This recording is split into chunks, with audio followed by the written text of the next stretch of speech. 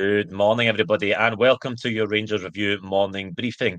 I'm Blair Malloy. Sorry for the little bit of delay this morning. We're just getting things ironed out at our end. I'm joined today by Jonny McFarlane. Jonny, how are you getting on? Good, mate. I'm looking forward to talking about Rangers again. Unusual for me to be on so much at the moment, but holidays, Derek and Chris both away sunning themselves, so here I am. They've been working hard, so they enjoy a little bit of a break. I did see on Definitely well social media. deserved. I did see on social media you were in one of the fabulous football cities of the world over the weekend in Naples. Yes, I was in Naples and Sorrento, so really enjoyed myself, and no tan, I must say. I didn't pick up much of the sun. Safe to say that the weather is slightly better there than it is here, that's for sure. Just a little bit. It's definitely one of those cities that I'd love to go to footballing wise. I remember I went to the San Siro in Milan. I was lucky to do that a few years ago before that gets demolished. It's definitely on one of the bucket lists for the Football European Tour. Absolutely. I think it's a must visit. I've been to the stadium, but I've not actually been to a game, so I will endeavour to do that at some point. But most of the time I'm going with wife and family who are not keen on me buggering off to watch a football match and get drunk. So we'll see as time goes on. I'm sure I'll be able to swing that at some point. That is a local culture. Anyway, I digress. Before we kick off today, a big word to our podcast sponsor, Willow's Fencing, the Glasgow-based fencing company that you can trust. If you want 10% off any of your orders, just have a look in the ticker below and use the code Rangers Review.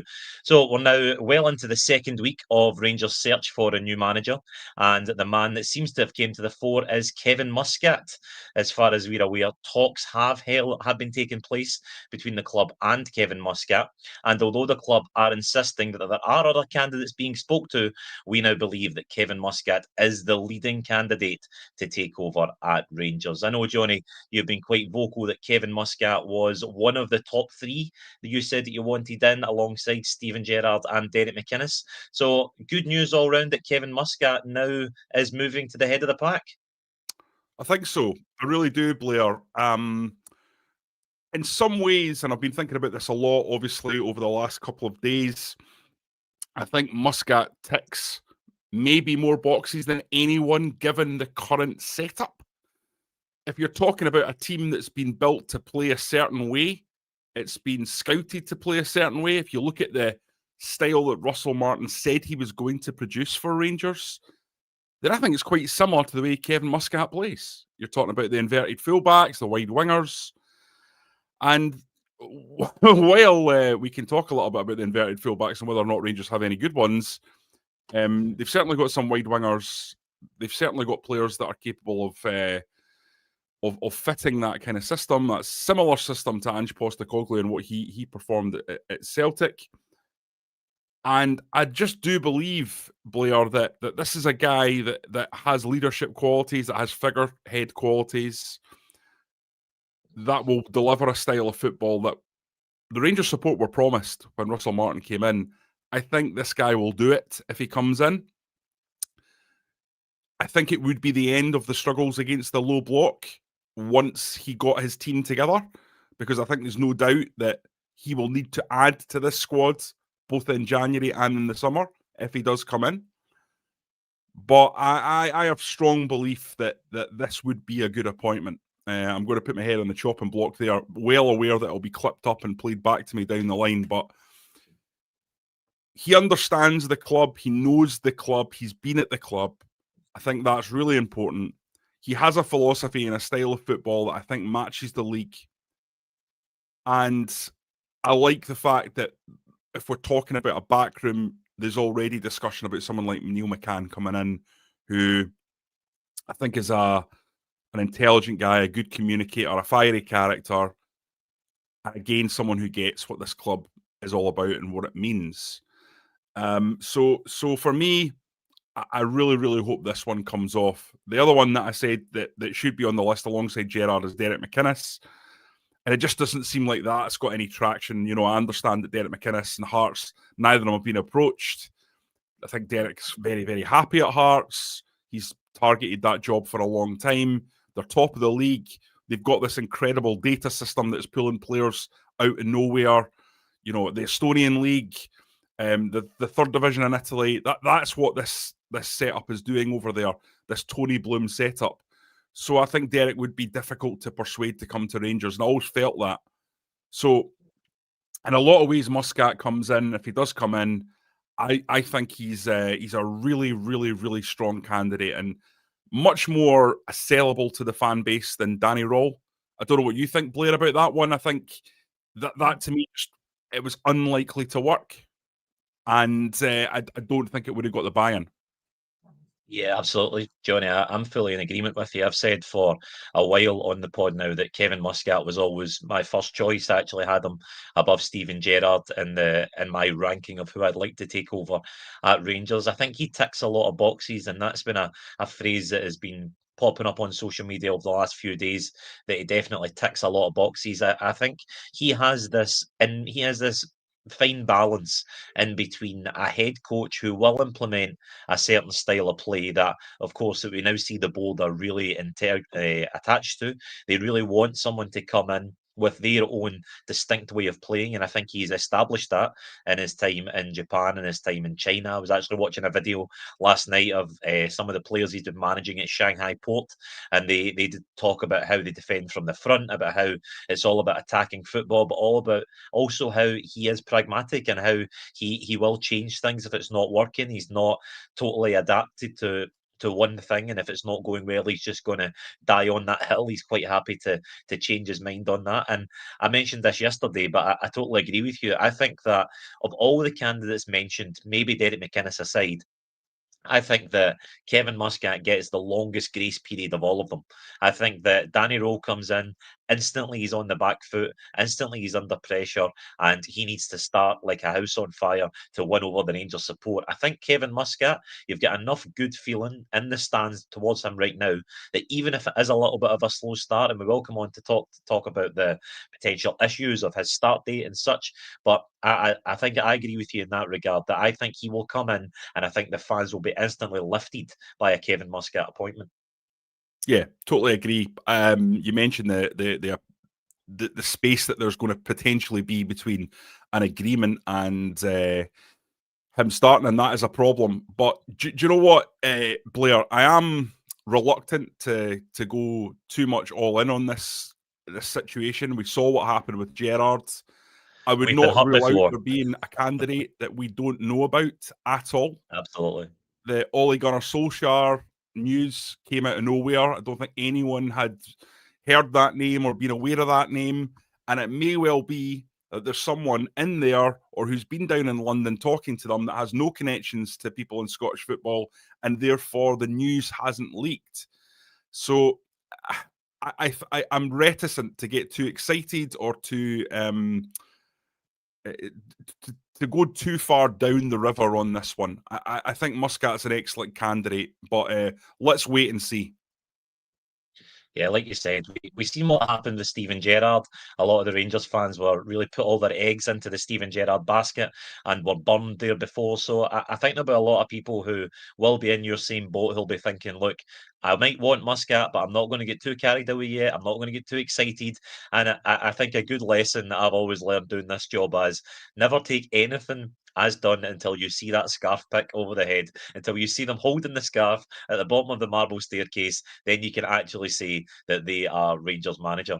One of the issues that's been coming up with Kevin Muscat over the last few days that has been talked about is this issue of a start date. Now, we do know that he has games left in the Chinese Super League when he's on his way, looking like he's going to win a second consecutive title with Shanghai Port. He want to leave that job before that is finished? And also the flip side of that, can Rangers afford to wait on Kevin Muscat? Now, Stephen Smith has of course been taking training this week. As we know, as far as we're aware, it has been floated, the idea of him taking the team against Dundee United, which is of course coming thick and fast on Saturday afternoon. So I wonder, first to yourself and also to the people in the comments, can Rangers afford to wait on Kevin Muscat when we could have the very real possibility that by the time he gets here, Rangers' season could be over? No, I think that's a really good point, and something that will be concerning and vexing those who are making this decision. The sort of discussed idea that is leaked out would be that Neil McCann, who would be his assistant, comes in, takes over, and steadies the ship between now and his arrival. But what happens if Neil McCann comes in and they lose every game, and it's a disaster? And then the new manager is starting in a very, very difficult situation. So it's going to be challenging, that. And I don't think it's fair to ask Kevin Muscat to leave 4 games from the end of the season when he's on course for another title. He will want to see that through. He will not want to leave his team in the lurch. And I think you would have to ask questions about a manager who was happy to do that, coming to Rangers, and then potentially, if he does well, what's he going to do if another team that really, really fancies him, say 2 years down the line, comes in and Rangers are in the same situation? You would want to be able to confidently say, well, you'll want to stay and see the job through. So I genuinely think it would be unfair to consider anything other than Kevin Muscat will see that through. If it was halfway through the season, Blair, I would have a completely different opinion on it. But given there's 4 games to go and he's in pole position, he'll want to add that title to his resume. There's no doubt about that. He'll have good relationships with people at that club. He's already been a title winner there. And he won't want to leave people in the lurch in that manner. He just won't. And I think that's what you would hope for. Because at the end of the day, Rangers manager is not just a football manager. You also want a certain type of character. And I think I would have concerns if he was prepared to drop everything with 4 games to go, when he's in such a strong position. Now, if he was to win that league title, Blair, in the next 2 games, I would expect him to leave the minute that he won the title. So we'll have to see how it pans out, but it's a massive negative on Muscat. There's no doubt about it, because, as you say, the whole scenario could be very, very different in terms of what's left to play for. You've got this. Well, every game in the league's massive. There's no doubt about that. But you've got this incredibly big League Cup semi-final coming up that could be a way for this group of players to bounce back and completely reconnect the club with the supporters. You've got a bad situation in the Europa League right now, so wins are required. If those wins don't come, then that's going to be over. So again, it's not as if we're talking about games that don't matter, or they don't have a really big say in what's going to come for the rest of the season. So there's no doubt it's a tough one. Thank you to John here, who's donated to the channel, watching from sunny Zante. A lot above us have Hibs titles out, reminding me where we are in the league. And now's Muscat. He's one definitely in the Muscat camp here. Just following off on your point, a comment from Stephen here. If they believe that Muscat is the right man, then they wait. They can't risk it over 4 or 5 weeks and have to recruit another manager in 2 months' time. And I think that's a really interesting point, Johnny, because if this board do believe that Kevin Muscat is the right man, then for me, they have to make it work. They have to wait for him, and they find a way round about this, because Rangers have been in this cycle for far too long now, where they've been appointing people and it's not working out, and they're getting sacked, and then people aren't seeing out a full season. Am I right in saying that since Steven Gerrard, a manager hasn't seen out a full campaign, which is just an unbelievable statistic. But Rangers have to break this cycle somehow, and I've long said that Kevin Muscat would be a preferable candidate for this job. If he is still working in China and Japan, the nature of those leagues mean that it's going to be very difficult to catch him when the timing is right, because these leagues will never marry up. He'll never really be free when Rangers want him. But I do understand both sides of this coin. There will be a lot of fans out there who will say, when Rangers come calling, you either want the job or you don't. And I think a lot of fans will have that mindset of, if you don't want to come right now, then we'll move on to someone else. But equally, I do take your point that if a manager shows that loyalty and integrity to the club that he's at, and he's willing to stay there and finish the job, that to me shows the type of character who you want to employ. That to me shows the type of character who will stay and see something out until it's finished.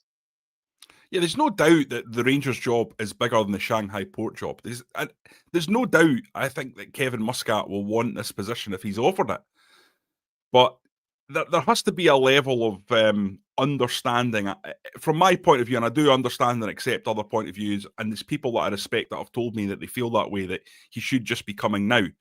But if we've learned one thing from Russell Martin, it's that a Rangers manager needs to carry themselves in a certain way, and I think that this element is important, and I think that you would expect someone at Rangers to see a title through.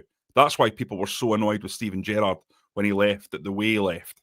So I think we can say that would be anything other than a base expectation of the character of the man, I would say. I might be proved totally wrong. He might be told, look, you either take this Rangers job or you finish up the season at Shanghai Port. You've got two options, and he might decide this is just too big an opportunity for my career and too big a club, and I'm going to take it. These are all huge decisions for Muscat, huge decision for Rangers. And time will tell what he does. As we've said there, just as on this point, the idea of Stephen Smith taking that Dundee United game, as we believe, has been floated, it has been discussed. Would you be happy to see the likes of a Stephen Smith in the dugout for that game on Saturday, or would you rather Rangers look at bringing in someone who would be there for the longer term? I know Neil McCann has been a name that's been floating around on social media. How much credence there is in that, we're not sure yet. But would you rather see someone to come in who would be part of the long-term structure, or Stephen Smith, who's already in the club, let him take the reins on Saturday? I think, Blair, you would want someone who's part of the long term to be in the door before the Dundee United game. But that's just, at the same time, I would say that there should be a decision that's made that is based on all the available information, all the available facts, and agreement. I know there's quite a lot of chefs, isn't there, in Rangers? There's quite a lot of elements. And I think there needs to be alignment and understanding that they're making the right decision. I think what we've seen is that there's been a little bit of dubiety behind the scenes about exactly who they think the best candidate is. I think there's been leading figures in there that have felt that Danny Röhl was the best candidate. And I think there's been others that have been cautioning against that and saying, actually, look at the situation at the moment. Are we going to potentially walk back down the road that we've had with Russell Martin in a few months' time? You watch Danny Röhl's interviews, and for me, I just don't see a Rangers manager there. I think he's undoubtedly will be a very, very good coach, but I don't see a Rangers manager. I don't see what people expect, and that's the culture of this club. Fundamentally, people can say all they like, well, it's ridiculous, it's 2025, but Rangers is a different beast. That's just the facts.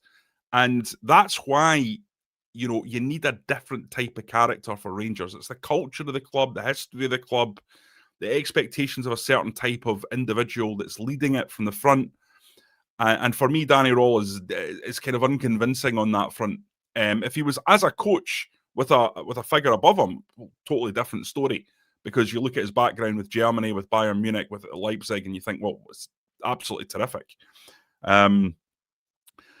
So I suppose the main point here is I think there needs to be alignment, and if Rangers find that alignment a week after the Dundee United game, as long as they get to the alignment, that's what's important. But I would have expected, if you'd asked me the point that Russell Martin was sacked, will Rangers have someone in place for the Dundee United game, Blair? Absolutely, of course you would expect that. One final point, though. I think Stevie Smith, I've had interviews with Stevie Smith in the past, spoken to Stevie Smith. A very intelligent, calm presence. I have no fears whatsoever with Stephen Smith in charge for the game. He knows the club inside out. He's a very good football thinker. He's articulate. He's smart. And I think he'll be a really, really steady pair of hands. So absolutely zero stress about him taking the role. I think he'll be absolutely fine. But if we're talking about what you would expect and what you would want, I think ideally you would want to start the next era as soon as possible. Yeah, I think that if you look at the way it's panned out over the last sort of week or so, I would agree with you. I think the Rangers board would have wanted someone in place during this international break. I think it's why you see managers always. It's usually a dangerous time for managers, the international break, because the board see it as a ground for which they can go and get a manager in. Now you look at the situation with Gerrard, that it looks for all the world that they wanted to progress through that quite quickly, and the fact that that's now fallen apart, you're now looking at this board going, okay, maybe we do need to take a little bit longer to try and get someone in. There's a few comments and a few things I've seen talking about Kevin Muscat's time in Belgium. Now, this was his other foray into Yeah. coaching in Europe. Doing a little bit of digging into this, and I think there were a lot of extenuating circumstances as to why that maybe didn't work out. I do understand why it's a bit of a concern for some Rangers fans, because he's done well in China, he's done well in Japan, he's done well in Australia, and success really seems to have followed him everywhere he's worked in those leagues. But when he came over to Europe, he lasted 6 months in the actual head coach role at St Truiden in Belgium before he was sacked. Now, when he first came into this team in Belgium, his Australian coaching license wasn't actually recognised in Europe, so he came in as a sort of technical director role to begin with, and that was the back end of the season that was cancelled by COVID, before he then took over in the summer. And even in that summer, there was a lot of key players that were sold then. Look at Wataru Endo, the Japanese midfielder who's now at Liverpool. He was at the club at the time, and he was sold. Another player, Jordan Bataka, he was sold to Genk. He also played for Wolves and Charlton. So some of his key players were sold, and they weren't really adequately replaced. If you look at who they brought in, they made one or two signings, but he didn't really get the players to build on that and to go again. And I was actually speaking to a Belgian-based journalist yesterday who said that when he first came into that club, they had Japanese owners and a lot of Japanese core of players, and it came across that Muscat found that a little bit of a culture change. But what this Belgian journalist said to me was, even though he failed in Belgium at that job, what he did do was he learned from his mistakes, and I think that can be proven out in the fact that he went to the J League and won the division. So he definitely looks like a manager who can grow. And from doing that little bit of research into his time in Belgium over there, it doesn't strike me as too much of a concern that it didn't go well from the first time in Europe, because it certainly looks like a manager who is able to adapt and learn from his mistakes. Yeah, and you look at these win percentages, if you start digging in, I think any manager, first of all, I should say, any manager who doesn't have failure on their CV is a manager that is in very, very hot supply, because even the very best, pretty much all of them have had some level of failure. It's the ones that have had a limited level of failure you want to get. And I think actually in some cases, and in most cases in life, people that have had failure, I would say that that's made them better at whatever they do. Failure is the stepping stone to greatness, in many ways, because you learn from what's gone wrong and you action that to make it better. But listen, 6 months in Belgium with those extenuating circumstances that you detail, Blair, I think can be put really to one side, especially in the context of COVID, etc. And you just chalk that up to the situation. Now, it might be that that's the real Kevin Muscat. We don't know, but I would say that the body of evidence suggests Melbourne victory, 50% win rate. Yokohama at F. Marinos, 57.7 win rate, so nearly 60 there. And then Shanghai Port, and there's just no doubt, this has been absolute standing, 66% win rate, 76 games, 194 goals, with a goal difference of plus 87.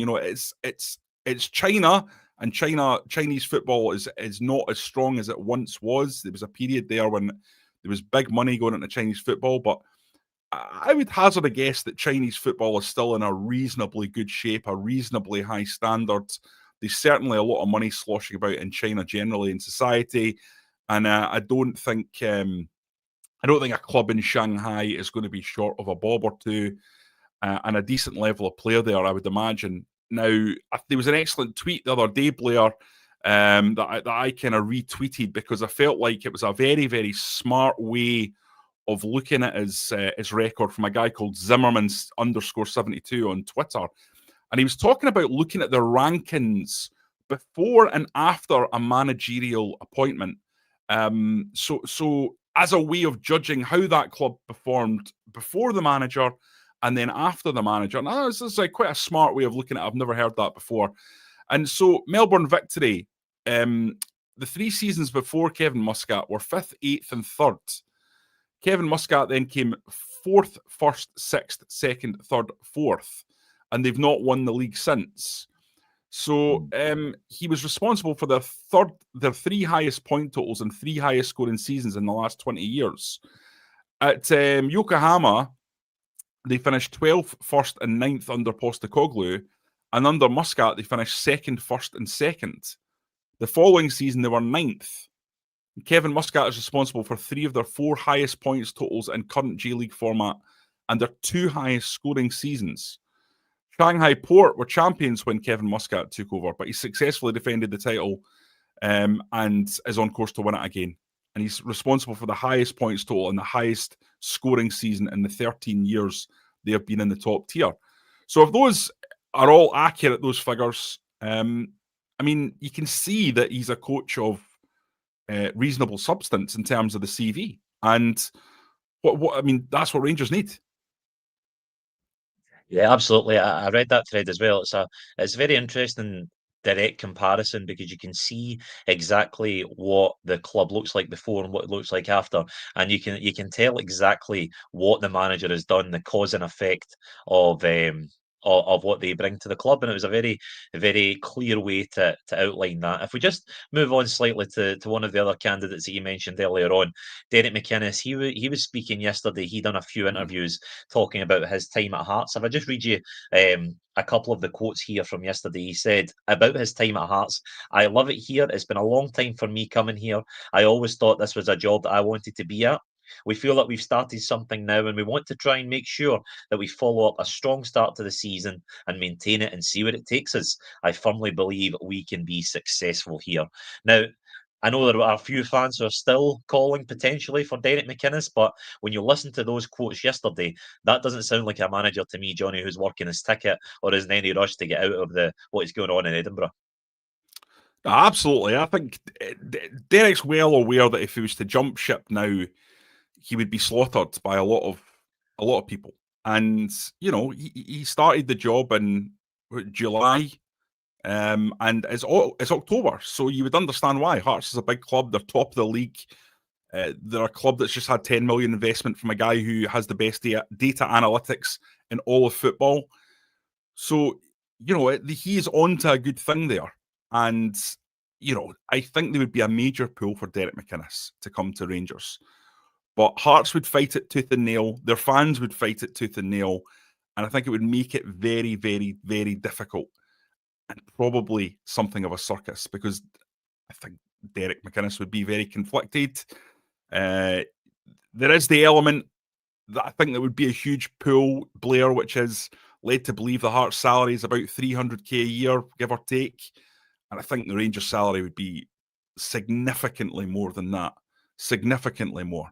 So, you know, there's no doubt that the financial pool of Rangers and the desire for any manager to look after their family and future generations and ensure they maximise their earning potential like any of us would put pressure on McInnes. But listen, we're talking about a guy who's already walked away from that in the past when Dave King came calling and they had it all agreed, he had a team picked, and then it fell apart at the last minute.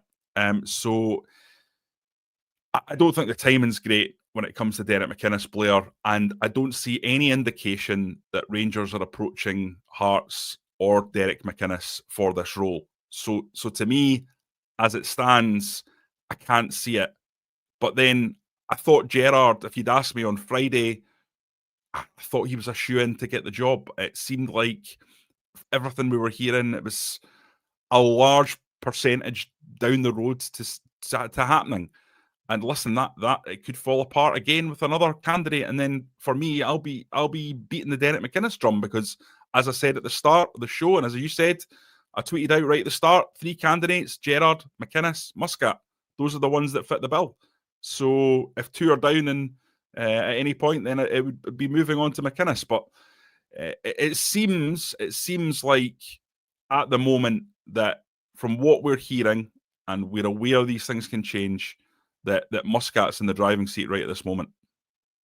Yeah, absolutely. Well, that'll do us for this morning, Jonny. Thank you very much for joining me. Of course, we'll be keeping you all up to date on the Rangers managerial search as we are firmly into the second week of looking for a successor to Russell Martin. So keep across all of the X, the Facebook, the Twitter, and the YouTube page as we'll bring you all the latest news on the Rangers review. Thank you all again for watching, and thank you all again for listening.